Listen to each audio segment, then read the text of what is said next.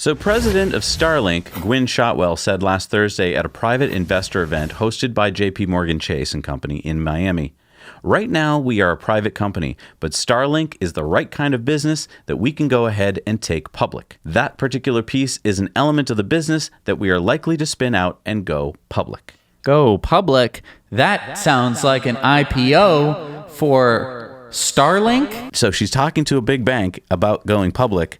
That means in probably a very short amount of time, there might be an IPO for Starlink. So, go sell your record collection. I know. We've gotten so many emails from people saying, how can I get into SpaceX, Starlink, Boring Company? Well, if they do an IPO, that's an initial public offering, that means that they'll be offering their stock to the public and you can get in on buying stock in the company. Right.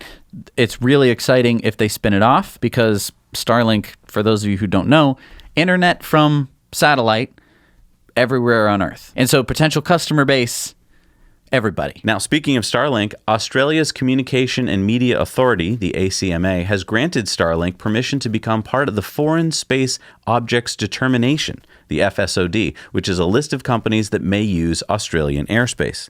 That's kind of the first step in getting Starlink into Australia. Now, why is Australia an important potential market for Starlink? Because it is very big, it is not very populated, and therefore infrastructure in Australia can vary from good to what is the internet.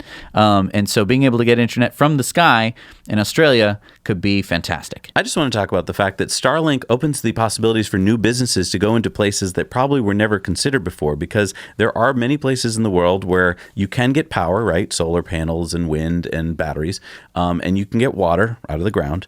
But internet is not so easy. You usually have to have cables. So if you're hundreds of miles from nowhere, then you're just stuck. Whereas with Starlink, now you could potentially do that. Right. And not only, like full-scale businesses, but also people who want to do something on the internet and not be tied down to any particular place because I'm just saying, vlogs from the road would be a whole lot easier instead of us, having to book a hotel. You go into the hotel and we're like, oh, the upload speed is 3 megabits per second. Just so you know, recording those short segments from our news piece last week in Austin, Texas, it took 6-7 hours of upload time because it's like, trying to put an Olympic-sized swimming pool through a drinking straw. Exactly. Having high bandwidth internet anywhere in the world would be huge. Yep.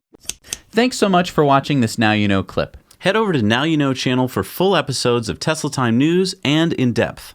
And if you want to treat yourself and your family to something amazing, check this out. Jesse and I have been enjoying Masterclass, where we've been learning all sorts of fun topics from the masters themselves. Comedy from Judd Apatow. Screenwriting from Aaron Sorkin. Investigative journalism from Bob Woodward. Tennis from Serena Williams. And so many more. Click the link down below to support our channel and experience what it's like to learn from the masters at Masterclass.